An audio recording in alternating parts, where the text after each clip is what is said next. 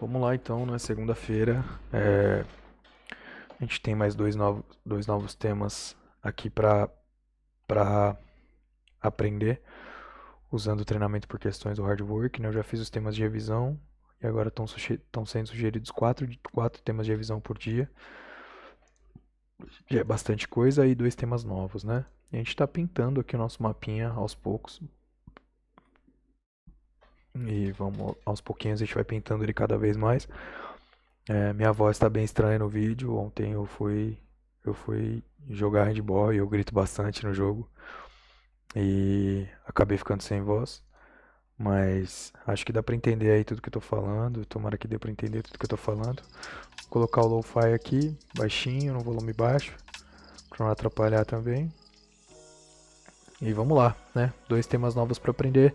Anafilaxia, a gente já sabe algumas ideias sobre anafilaxia, né? Que foram estudadas mais em fisiopatologia, anatomia patológica, e que está mais relacionada a um estudo bem básico, né? Nada clínico. Então acho que esse vai ser o primeiro contato clínico que eu vou fazer aqui academicamente com anafilaxia no cursinho. E abdômen agudo perfurativo, a gente já fez algum estudo quando eu estava estudando semiologia no ano passado.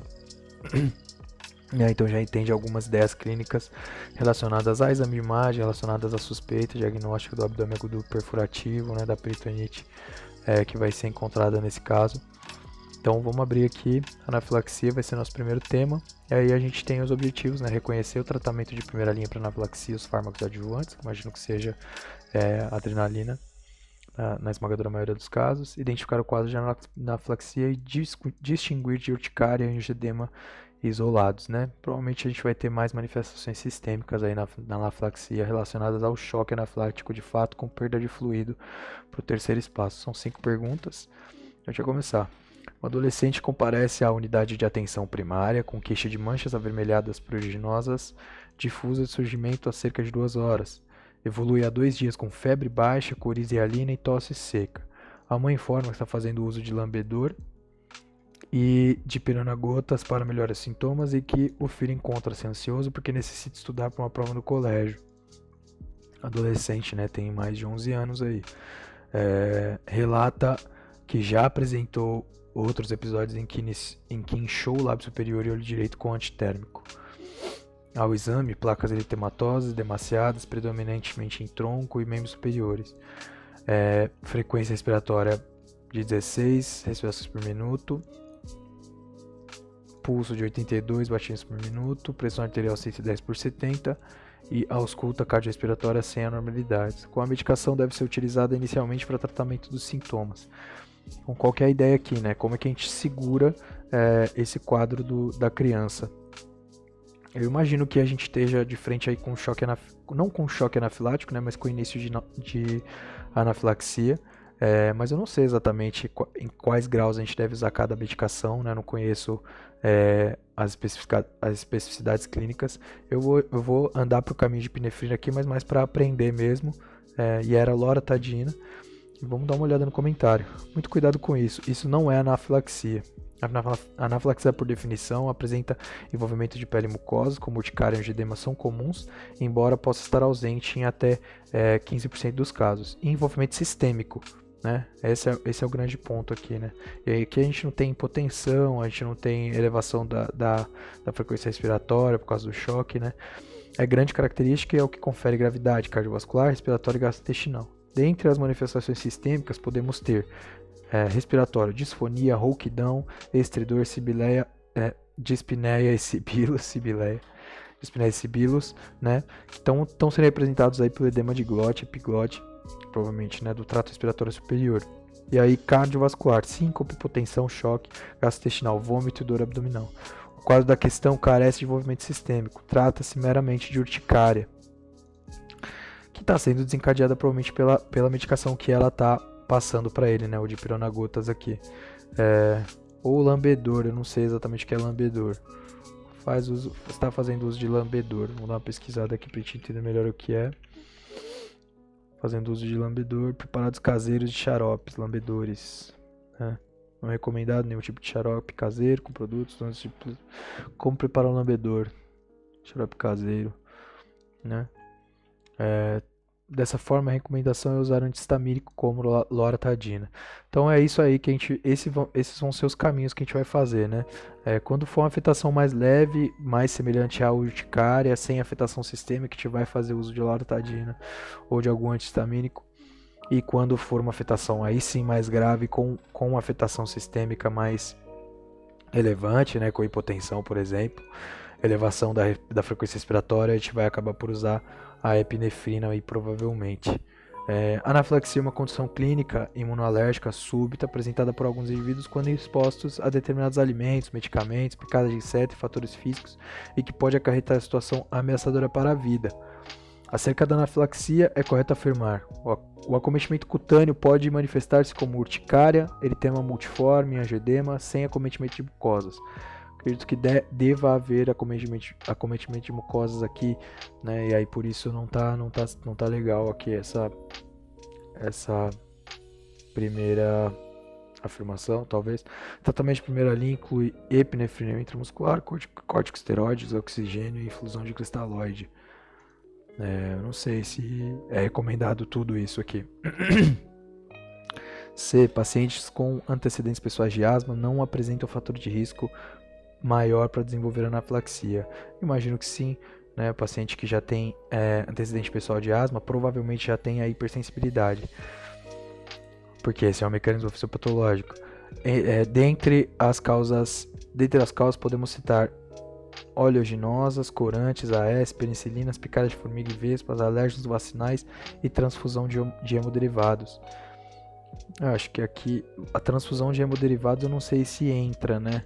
Mas acho que aqui também é uma afirmativa que está pertinho de ser verdadeira, talvez. Os alimentos estão mais relacionados aos casos de anafilaxia em idosos, enquanto picadas de inseto, medicamentos e contrastes, preferencialmente aos jovens.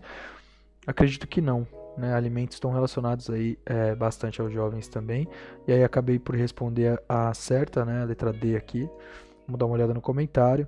Então, a incorreta. Parece estar tudo bem na afirmativa, não? Na anafilaxia, o paciente pode ter acometimento de pele e mucosas, em cerca de 10-15% podem estar ausentes. No entanto, as manifestações podem ser urticária e angedema, mas não o eritema multiforme. Essa é a ideia aqui. Então, na anafilaxia, a gente não vai ter o eritema multiforme, que foi citado aqui como manifestação cutânea, como anafilaxia. Classicamente, as infecções virais, principalmente herpes e fármacos, as lesões cutâneas e mucosas no eritema multiforme são variadas, mas a clássica é a lesão em alvo, com bordas elevadas e avermelhada, com centro deprimido escuro, geralmente com menos de 3 cm de diâmetro. A B está incorreta porque o tratamento de primeira linha é com epinefrina muscular.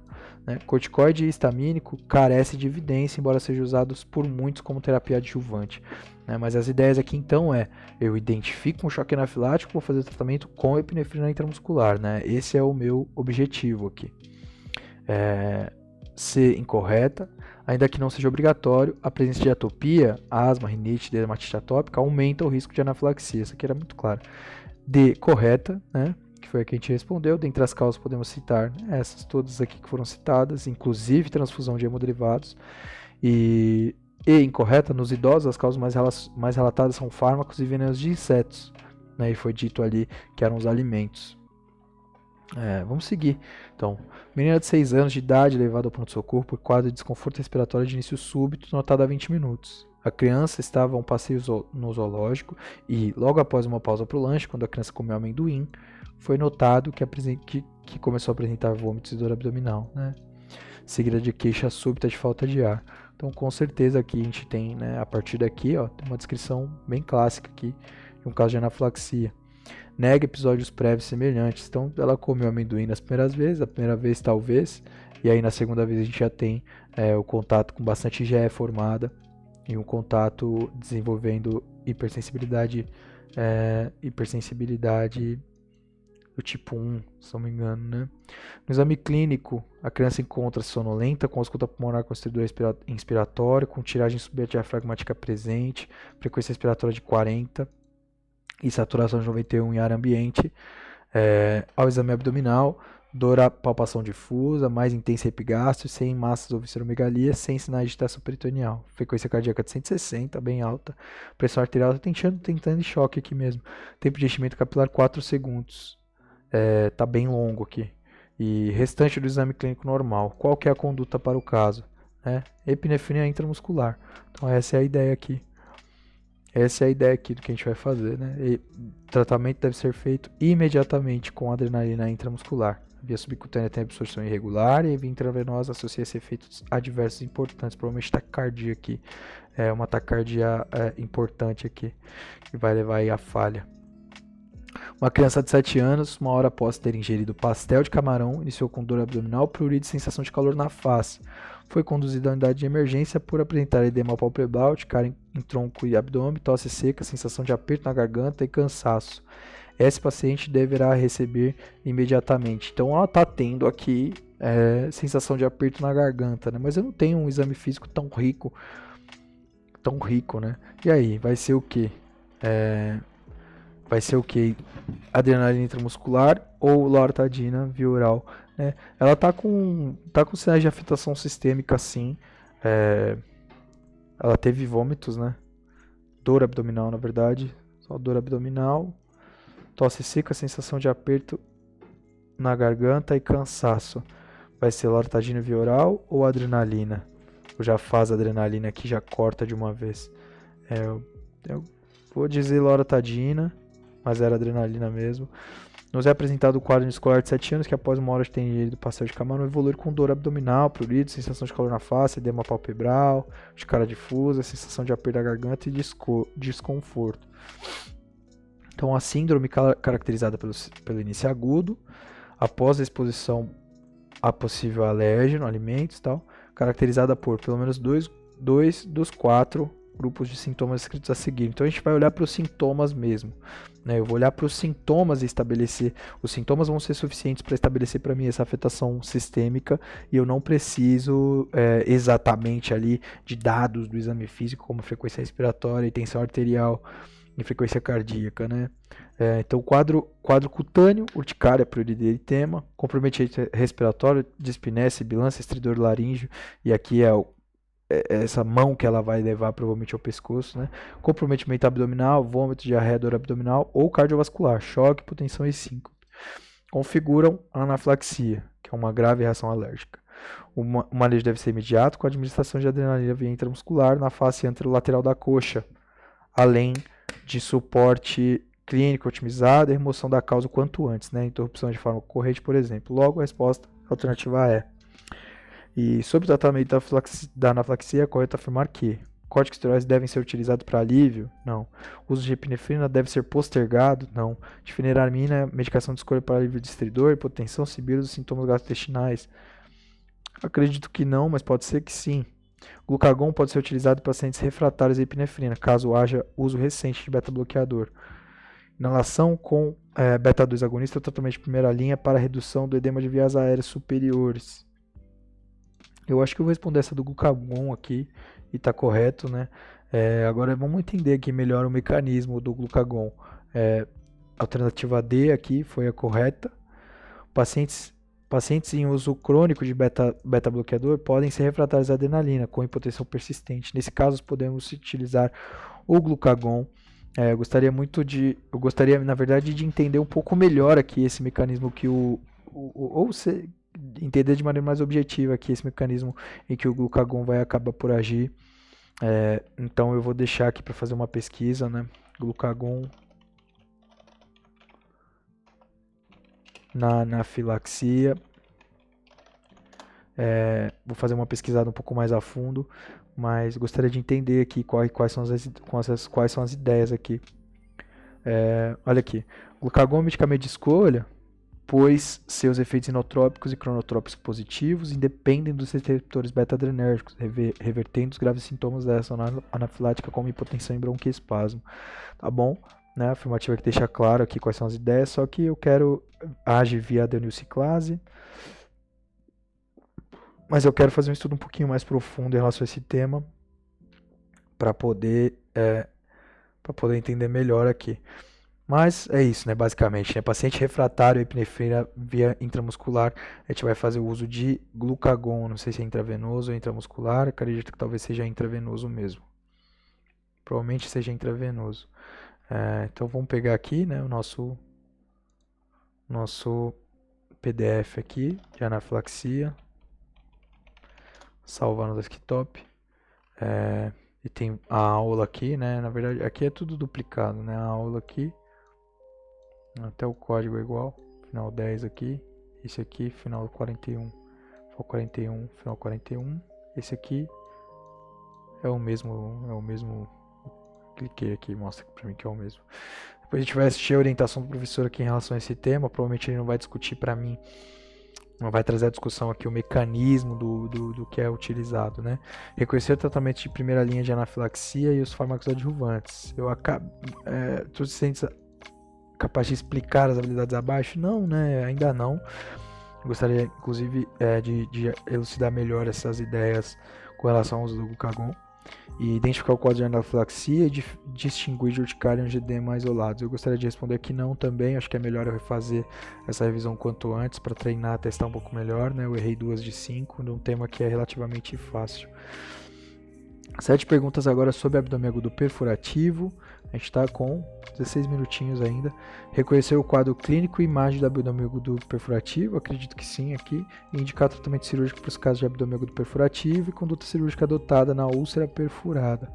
Vamos lá, dar uma olhada no que a gente tem aqui das ideias. Um homem de 63 anos de idade foi admitido no hospital em que você trabalha com dor abdominal intensa. Se eu clicar aqui fica tudo maior. Não exatamente tudo, né, mas fica bem maior. Um homem de 63 anos foi admitido no hospital em que você trabalha com dor abdominal intensa, difusa, com 3 horas de duração. Exame físico revela abdômen tenso, com defesa voluntária e dolorosa percussão. Além disso, apresenta pressão arterial de 100 por 50, talvez esteja perdendo sangue aqui para esse abdômen, aqui irritando o peritônio. No local em que rotou, geralmente rota nos mesentérios, né? Na inserção do mesentério, na inserção das artérias mesentéricas ali nos colos ou nos intestinos. Frequência respiratória de 30 e cardíaca de 110. Qual dos índices abaixo sugere o diagnóstico mais provável para o caso? Colestite aguda aqui não é uma dor abdominal intensa do nada, né? Com 3 horinhas de duração. Úlcera duodenal perfurada, aqui talvez possa ser. Pancreatite aguda eu gostaria de mais comemorativos da pancreatite, né? Um quadro mais... E outra, não tem irritação peritoneal, né? Não tem irritação peritoneal. E aqui, apendicite perfurada. Bom, poderia ser talvez apendicite perfurada, né? Só acho que 3 horas de duração é muito pouco, né? Para eu ter um quadro de apendicite perfurada. Isso aqui, segundo o Dr. Elisa, acontece no 4º dia de doença, né? Então a gente vai mesmo usar úlcera duodenal e dar uma olhada nos comentários. A úlcera péptica é a principal causa de abdômen agudo perfurativo. O paciente apresenta classicamente uma dor abdominal súbita e intensa que leva o doente ao serviço de emergência rápido.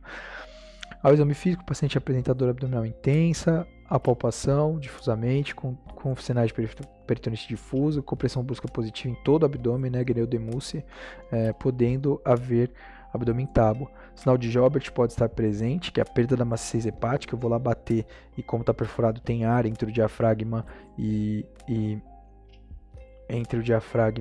o fígado, eu perco a maciez hepática, né, que é no momento anterior à perfuração estaria em contato direto ali com o diafragma e representando para mim maciez.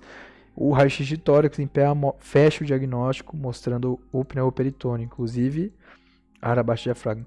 O tratamento é cirúrgico, com lavagem ampla da cavidade abdominal, debridamento das bordas e sutura da úlcera. E aí a maneira em que a gente vai suturar a úlcera depende de algumas condições.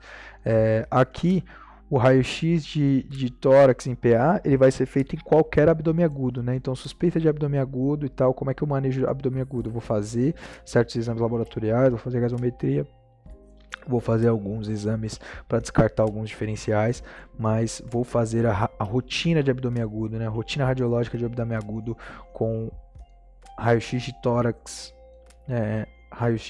pós-anterior, né? Com cúpulas diafragmáticas, mostrando as cúpulas diafragmáticas. Vou fazer radiografia de abdômen simples, né? Em ortostase e radiografia de abdômen simples em decúbito, né? Vamos lá. Paciente, um homem de 30, aqui na imagem já viu aqui o pneumoperitônio, né? Um homem de 34 anos é atendido na sala de emergência por dor abdominal de início súbito muito intensa há um dia. Estator poroso, pulso 120, regular, PA 60 por 40, né? Já está em choque. O abdômen em tábua com claros sinais de peritonismo. Temperatura de 38. Fez a radiografia ilustrada a seguir. Conduta, além de receber sintomáticos e antibióticos de amplo espectro, vai ser laparoscopia de emergência, não, a protomia, né? Reposição volêmica cristalóide, droga vasoativa, na sequência a laparotomia. Laparotomia de emergência com reanimação volêmica durante a anestesia. Reanimação exclusivamente com soro fisiológico. Não vai ser com soro aqui. Droga vasoativa, será que droga vasoativa? Para que eu preciso exatamente de droga vasoativa? Eu não sei, acho que aqui eu gostaria de responder aqui, né? Laparoscopia de emergência. Não, aqui não pode fazer porque é a única conduta que de fato não pode ser feita. Laparotomia de emergência com reanimação volêmica durante anestesia ou reanimação volêmica em sala operatória. Laparoscopia. Acho que laparotomia mesmo. Não, então reanimação volêmica com cristalóide, né, bem completo, né, cristalóide. Ali soro fisiológico sabia que não poderia ser. Então tem que ser feito com cristalóide de fato. Eu vou deixar menor esse texto aqui, melhor para eu ler. Questão clássica de abdômen agudo perfurativo, dor súbita, dor súbita difusa intensa, sinais de peritônio generalizada, a radiografia confirma a presença de pneumoperitônio. Tratamento cirúrgico, mas vamos avaliar as alternativas. A videolaparoscopia está contraindicada nesse caso, devido à instabilidade hemodinâmica, tá? Então não vai fazer escopia, né? Não vou entrar com robô. Não há com robô, nem com robô e nem com trocânter ali, trocar. Tá muito alto, eu acho que essa musiquinha aqui, hein? Baixar um pouco. Não há indicação de outros exames como a TC. Nada mudará a conduta, a cirurgia já está indicada, além do fato da gente não fazer tomografia em paciente instável. Assim, já excluímos alternativas A, B e E. A, B e E. Beleza, então a gente ficou entre aqui eu chutei e essa. Vamos lá ver. Sobre a alternativa C e D. Chutei, o que eu tentei identificar, né? Não chutei nada não. Ambas estão indicando a laparotomia, com diferença apenas no momento da reanimação volêmica. Pronto. É um tema que pode ser discutido, mas como o paciente está torporoso, com 60-40, é mais lógico iniciar imediatamente a expansão com cristalóide e droga vasoativa. A minha grande dúvida aqui, na verdade, foi só em relação à droga vasoativa. Se não tivesse essa droga vasoativa, eu com certeza teria respondido essa daqui, porque tá mais completo, né? Cristalóide e tal. Eu sei que é para fazer expansão com cristalóide.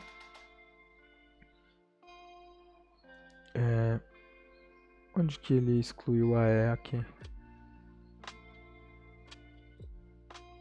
Laparoscopia, né? Então, enquanto o paciente é preparado para a cirurgia, algo que pode ser feito sem atraso do procedimento cirúrgico, por isso a resposta é a letra C. Então vai estar preparando o paciente para fazer cirurgia, né? Tá preparando a sala, tá preparando tudo, os materiais, etc. E está reanimando o paciente aí com o cristalóide. Então essas são as ideias. O paciente de 45 anos procurou o pronto-socorro do hospital terciário, que tem todos os recursos diagnósticos e terapêuticos disponíveis, com dor abdominal a 24 horas, aproximadamente 24 horas, tipo pontada. A dor inicialmente era em região infraumbilical e de pequena intensidade, tornou-se progressivamente mais intensa, passando a irradiar-se para o tórax e o ombro direito. Né? Então já tem afetação diafragmática, né? Irradiou para o tórax, para o ombro aqui, já tem uma afetação diafragmática. Porque é a irritação do nervo frênico que dá essa dor irradiada e referida no ombro direito. Negava outros fatores concomitantes, estava em bom estado geral, mas tinha alteração do pulso que tinha frequência de 120. O abdômen era doloroso, difusamente a palpação profunda, com sinal de Albert presente, mas sem sinais de irritação peritoneal. Negava antecedentes médicos relevantes, negava laparotomia, tabagismo, uso de medicações ou drogas ilícitas. Referia apenas ingesta alcoólica habitual, cerca de 20 gramas de álcool etílico por dia, nossa, muita coisa. Dos exames de laboratório solicitados, apenas leucograma estava alterado, 17.580 leucócitos, sem desvio à esquerda. As radiografias ilustradas a seguir mostraram um pneumoperitônio de grandes proporções. Foi indicada a laparotomia exploradora na abertura da cavidade abdominal, incisão mediana, identificou saída de grande quantidade de gás logo após a incisão do peritônio. Não se achou contaminação nem líquido entérico. No inventário da cavidade, procedeu-se à inspeção e palpação de todos os órgãos, incluindo o diafragma, estômago. Foi explorada a retrocavidade dos epipons, do duodeno, após a manobra de Kocher, né, que é rodar o intestino. Intestino delgado e grosso, após o escoamento de ambas as goteiras paretocólicas. Nenhuma alteração foi encontrada. Por fim, através de sonda nasogástrica, foi insuflado o ar no estômago e não ocorreu escape aéreo. Foi ainda injetado azul de metileno, que também não extravasou para a cavidade peritoneal. Com relação à conduta adotada, é correto afirmar que o paciente não deveria ter sido operado, pois seu pneumoperitônio é claramente idiopático. Aqui, né, na direita. Estranho, né? Ser aqui na esquerda. Aqui parece que tem também, mas não sei. Deveria ter sido submetido antes da endoscopia digestiva alta, pois a principal hipótese era a úlcera perfurada. Não. A tomografia de abdômen com contraste poderia dispensar a intervenção cirúrgica. Isso talvez seja verdadeiro, né? O outro paciente estava só taquicárdico.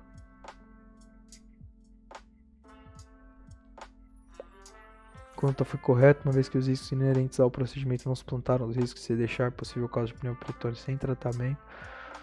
Deveria ter sido submetido antes à colonoscopia para afastar doenças de cistos no cólon. Eu acho que tomou essa daqui, né? Tá errado. A conduta foi correta, uma vez que os riscos inerentes ao procedimento não suplantam os riscos de se deixar possível causa de pneumoperitônio sem tratamento, né? Então essa é a ideia, que tem pneumoperitônio, indicação absoluta aí para fazer cirurgia. Indicação absoluta aí para fazer cirurgia, mesmo que a paciente está em bom estado e tal, fazer tomografia antes, não, né? A ideia é essa daí, fazer a cirurgia mesmo. Vamos lá. Sinal de Jorbit constitui um sinal clínico que refere-se ao desaparecimento da macecese e tal. É um sinal observado nos grandes pneumoperitônios. No caso da nossa questão, tem-se presença de sinal semiológico associado a alterações clínicas do paciente, taquicardia, laboratoriais sugestivas de infecção, exame radiológico demonstrando o sinal de Higler. As setas apontam para a parede gástrica, realçada pela presença de ar dentro e fora do órgão.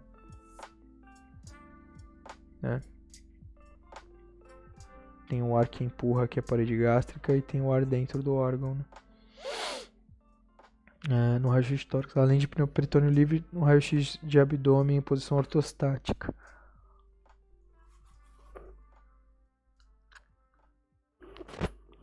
Aqui, né, tem ar dentro e fora aqui. É isso. Então vamos lá. No caso da nossa... tais achados sugerem fortemente diagnóstico de abdômen agudo perfurativo e são suficientes para indicação de cirurgia, mesmo que ainda não haja irritação peritoneal. Esse foi o meu pensamento, né? Ainda não tem irritação peritoneal, não preciso fazer, né? Paciente em bom estado geral, sem irritação peritoneal, tento fazer um ATC, mas não é o caso, né? Não é o caso. Então, tenho alta sugestão de abdômen perfurativo, é cirurgia.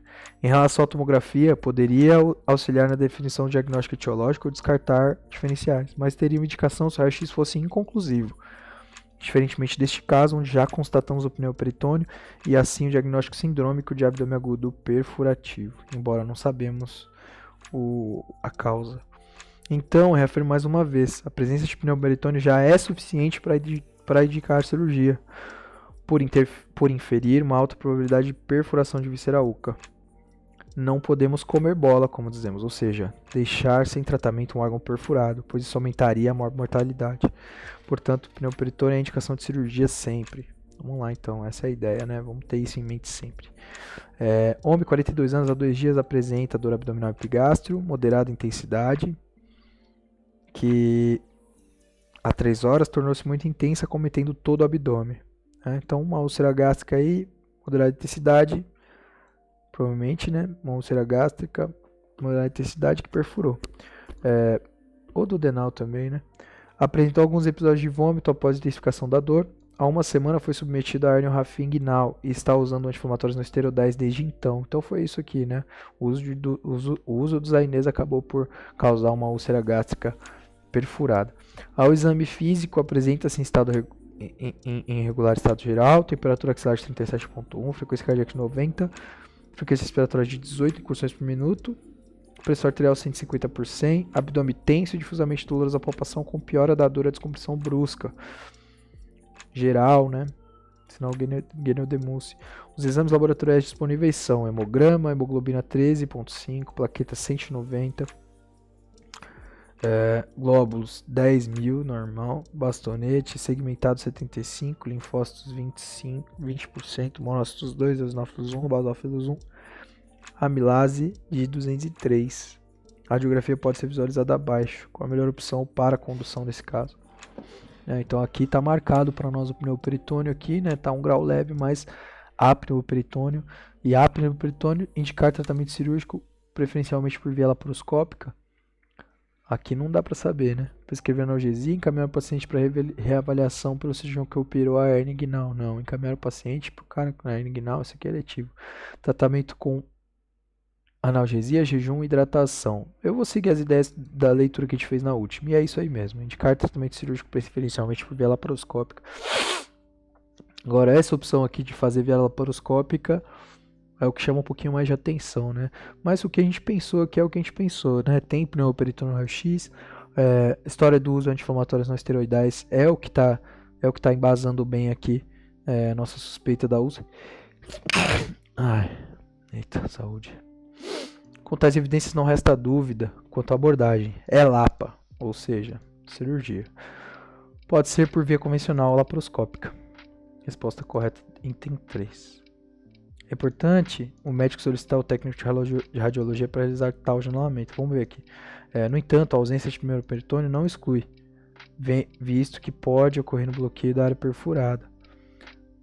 Nestes casos, a tomografia de abdômen pode auxiliar no diagnóstico. Agora, vamos lá. Se atentem para um bizu. Na indisponibilidade de tomografia no serviço, persistindo a dúvida diagnóstica, é só passar uma sonda nasogástrica e insuflar cerca de 300 a 500 ml de ar por uma seringa de 20 ml, fechar a sonda e refazer o raio-x.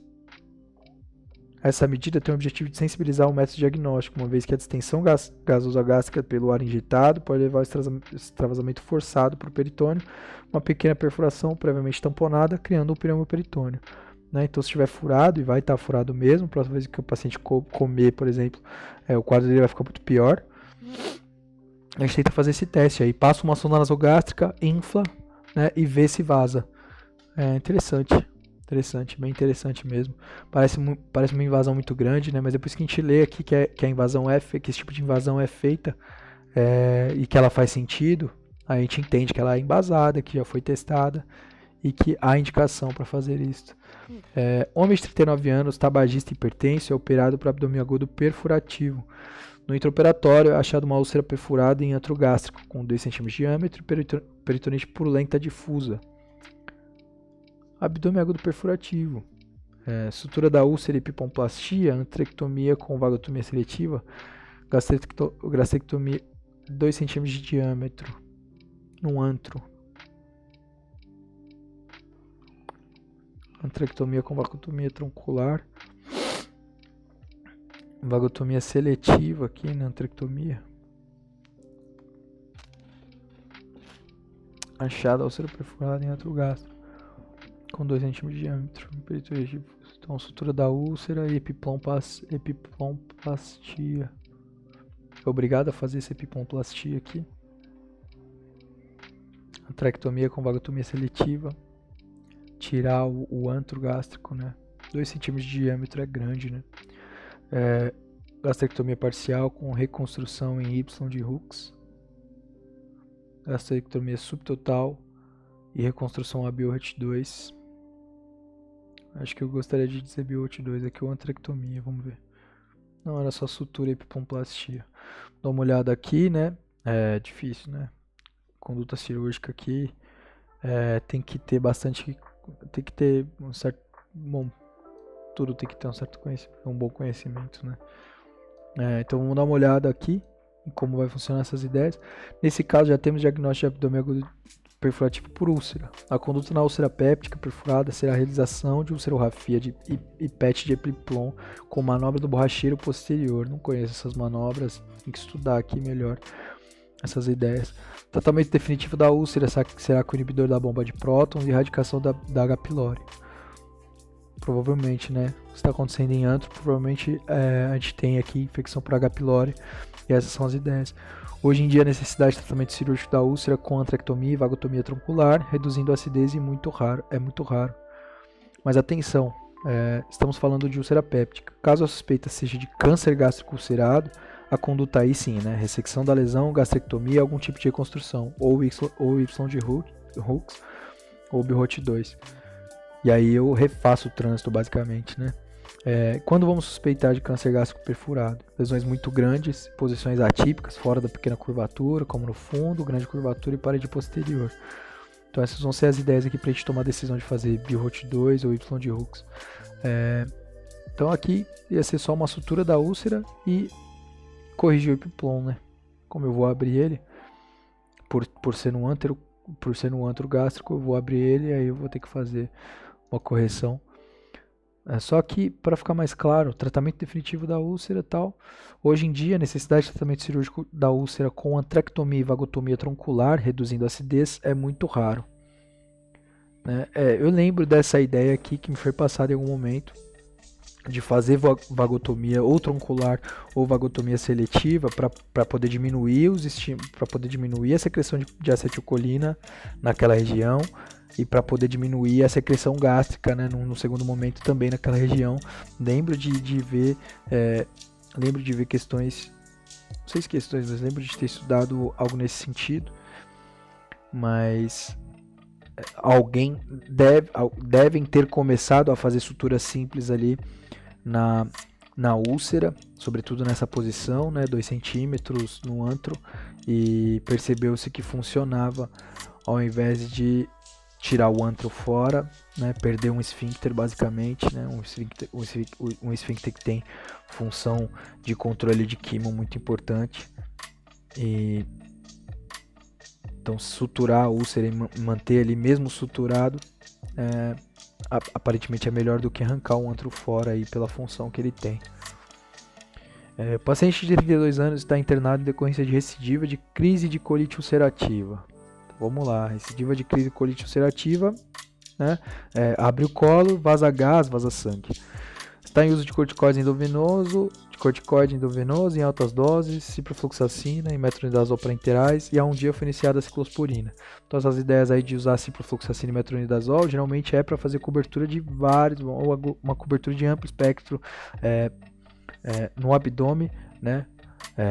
Pensando aí em segurar uma peritonite. Qual dos seguintes sinais clássicos pode se relacionar com a indicação de tratamento cirúrgico? Sinal de Kerr, sinal de Jobert, sinal de Hofsing ou sinal de Cuvelier. Sinal de Jobert é o que... Bom, vários desses sinais aí são importantes, né? Sinal de Kerr, aí, sangramento retroperitoneal que está irradiando uma dor para o ombro, né? Não seria difícil eu marcar sinal de Kerr, não. Mas eu sei que em qualquer caso que eu tiver perfuração de abdômen e que eu tiver sinal de Jobert, que é a perda da maciez quando eu percutir ali no espaço, no hipocôndrio direito, eu sei que isso aqui é indicativo para mim de perfuração de abdômen, e eu sei que toda perfuração de abdômen é indicativo de cirurgia, né? Então, alguns casos de sangramento retroperitoneal, ou mesmo peritoneal, não são indicativos de cirurgia, mas sinal de Jobert com certeza aí vai ser uma das indicações, né?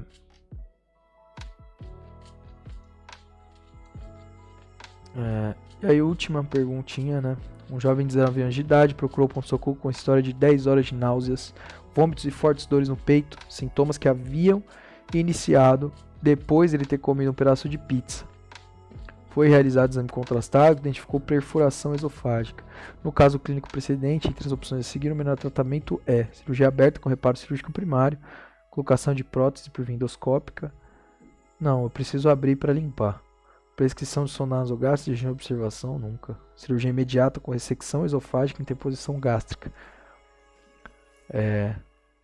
Bom, a melhor coisa a fazer, né, é ser uma lesão pequena e eu conseguir fazer reparo cirúrgico primário, né, com certeza.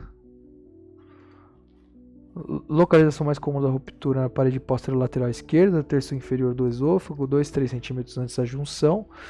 A intervenção cirúrgica é o tratamento padrão na maioria dos casos, com reparo direto à laceração e drenagem no mediastino da cavidade pleural. Né, então é isso. Melhor coisa a se fazer, a melhor coisa é que eu abra e a lesão seja pequena e que eu possa fazer um reparo primário ali direto na lesão. Agora, imagino que se eu tiver uma laceração muito grande e tal, a gente vai acabar por fazer aí ressecção de um pedaço de esôfago. Mas não, isso aqui é ressecção esofágica, tá falando de ressecção esofágica completa aqui, total, né? Não encaixa. Então vamos pegar aqui o texto de abdômen agudo perfurativo. Não consegui achar o resumo, vou ter que encontrar lá no da aula mesmo. Aqui não tem o resumo mesmo, tem que pegar lá no da aula. E aí aqui eu tenho a aula, aqui eu tenho a orientação do professor que te vai ler, que te vai ouvir, vai ler depois o nosso resumo. Reconhecer o quadro clínico e imagem do abdômen agudo perfurativo? Acho que sim. Indicar o tratamento cirúrgico para os casos de abdômen agudo perfurativo e a conduta cirúrgica adotada na úlcera perfurada. Sei que eu vou responder que não, porque eu ainda tenho certas dúvidas em relação à indicação da cirurgia, né? Então eu sei quando indicar a cirurgia e quando indicar o tratamento cirúrgico, já entendi essas ideias, mas que tipo de cirurgia que vai ser, que vai ser indicada, para mim ainda é um tema um pouco mais confuso. Então é melhor marcar que não. Até porque eu também não respondi muita coisa certa ali, né? Então é isso. A gente fica só com essas ideias, né? 40 minutos aí de gravação. Desculpa a voz. E até a próxima.